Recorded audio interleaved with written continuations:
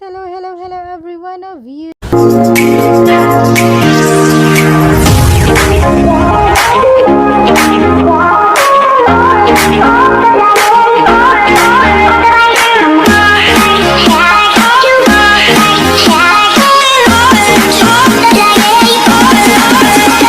So, hello, hello, hello, hello. Good afternoon again, all of you out there. Magluluto ako ngayon ng panibagong dish ay ang aking ampalaya, ginisang ampalaya with egg na wala pong pork, walang fish, walang chicken. Only egg po siya pero masarap po siya at masustansya at pasok sa budget natin mga nanay. So ngayon, tara na, samahan niyo akong magluto ng budget friendly, hindi mabubutas ang mga bulsa niyo pero napakasustansyang ulam. So tara na, samahan niyo ako ngayon na magluto sa aking mini kusina. So tara na, papakita ko sa inyo ang napakasimpleng dish lang na kayang-kaya ng mga bising nanay at ang mga nagbabudget na nanay dyan. So tara na.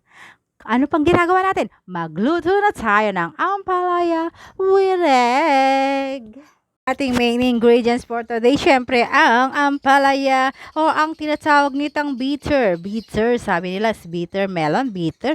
I don't know, bitter daw ito kasi mapait. So, ang iba, karamihan dyan, nilalamas nila sa asin para matanggal daw yung pait. Pero no, no, no, wag niyo pong gagawin yan. Kasi yung pait po niyan, yun po ang sustansya ng ampalaya. Kaya po ito best para sa mga anemic, sa mga ano po dyan, kailangan po natin ito. Kasi ang sustansya ng pait, yun po ang sustansya niya talaga. Yun, kaya wag niyo pong tatanggalin ang pait niya para makain niyo lang po ang palay. Hindi ko po ginagawa na nilalamas. Kasi sa asin kasi parang natanggal ng yung katas nun. Kaya ayan, tingnan niyo siya. Ang ganda-ganda niya, di ba? Nag-green, green, green siya. Yan po ang masustansyang ampalaya. Tip for today, tip and advice to you by Malaguchis Marcos TV. Yun po ang gagawin natin. Kaya po tayo nagluto ng bitter or yung tinatawag ng palaya para po yung pait niya ay makuha, ma-absorb ng ating katawan. Yun po ang importante sa lahat. So, kakailanganin po natin ng garlic,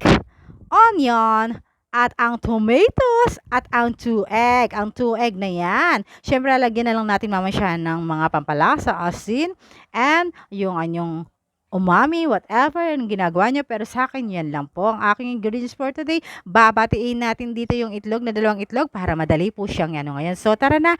Akin na nga ayusin kasi mag-isa na naman ako. Wala akong director. Wala din akong taga-camera. Kaya mahirap mag-camera mag-isa. So, tara. Let's do this!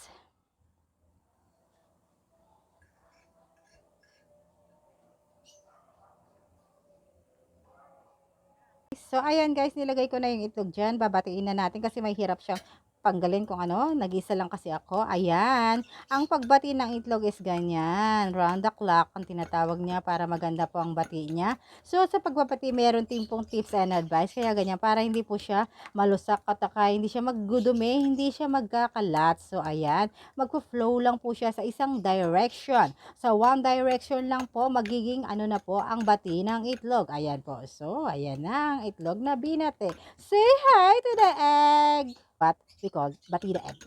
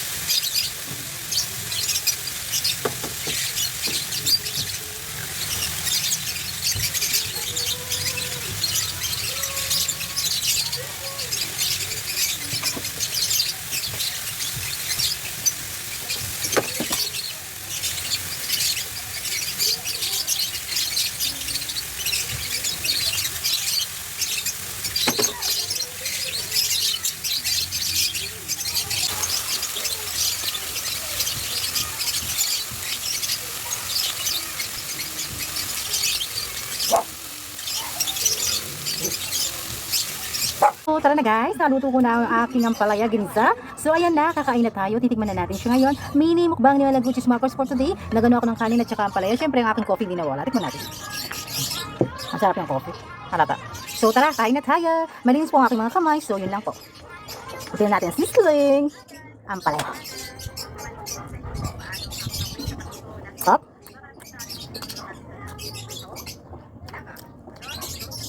Kaya Marcos Marcos hindi siya mapait siya ng konti, pero kayang-kaya yung pait niya. Masarap. Alam niyo ng technique.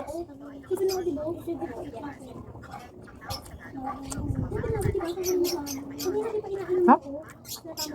Saka na tayo? Samahan niyo ng coffee. Mahirapan ako sa coffee ko. Papasensya niyo ng aking ano ngayon, kasi yung aking camera mahirap talaga.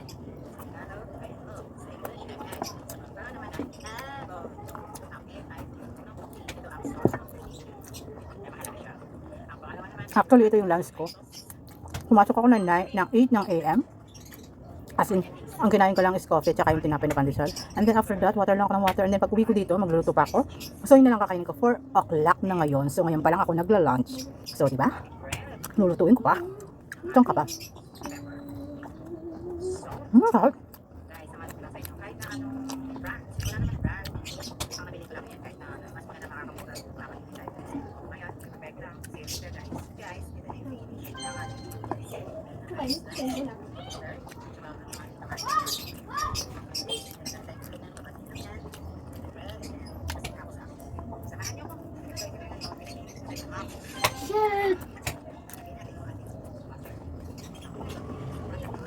Sarap.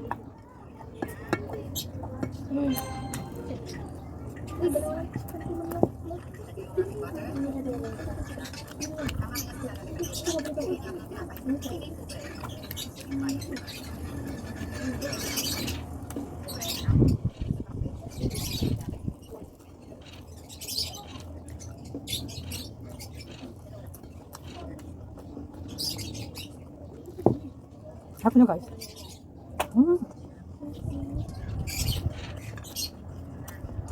Perfect. Tama nga.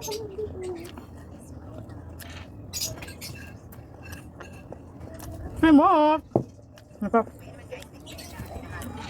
Guys, tapos na yung aking late lunch. Tapos merienda na. And then yun na po yung dinner ko din. Dinner ko na din po yun. So, di ba all in one? Nakakaano kasi. Kailangan natin mag-diet. Pero, kakain tayo. Pero syempre, ang kakainin natin is vegetable. Hindi ka talaga mag-ano kasi pag vegetable siya, madali siyang ma-digest ng ating katawan. Compare sa mga karne, sa mga matataba, di ba? So nakaka-diet pa rin. Kaya pagka gulay ang kakainin niyo every day, talagang maging healthy kasi kayo. So ang tip ko din sa inyo, paano lutuin yung ampalaya? Huwag niyo tatanggalan ng pait. Huwag niyo anin yung pipigayin niyo tatanggalin yung pait. Kasi yung sustansya, tingnan yung ginawa ko. Kasi kung anin ng mapait, anin niyo na lang ng oyster sauce. Mahal yung oyster sauce. Kaya ang ginagawa ko lang, pag wala kayong oyster sauce, yung soy sauce na konti, lalagyan nyo ng brown sugar. Yon ang katumbas ng oyster sauce. Tips and advice to you mga chismakos. Masarap ang kalabasan niya, tapos lalagyan siya ng egg. Sizzling egg ang kalabasan, diba? Hindi na ako nagsisling na to. Hindi sizzling karne o sizzling ampalaya. So, yun lang po. Have a nice day to all of you. Thank you so much. Sana magayon nyo ang aking mga tips. And please subscribe to my channel and click the bell all para ma-notify kayo sa lahat ng aking luto, tips and advice at mukbang. Sinasamahan ko yan in all in one. So, tara, let's toast the coffee. Thank you so much sa lahat na nanonood sa akin. Yung aking mga mukbang talagang nagte-trending na siya ngayon. Thank you so much. Umaabot na po siya ng 3K. So thank you so much sa lahat. Thank you God. Thank you all of you guys. Salamat sa lahat. At ako ay nakilala na rin at nakilala na akong apo ni Lolo Whitey. So yun lang po. Have a nice day to all of you. Bye bye.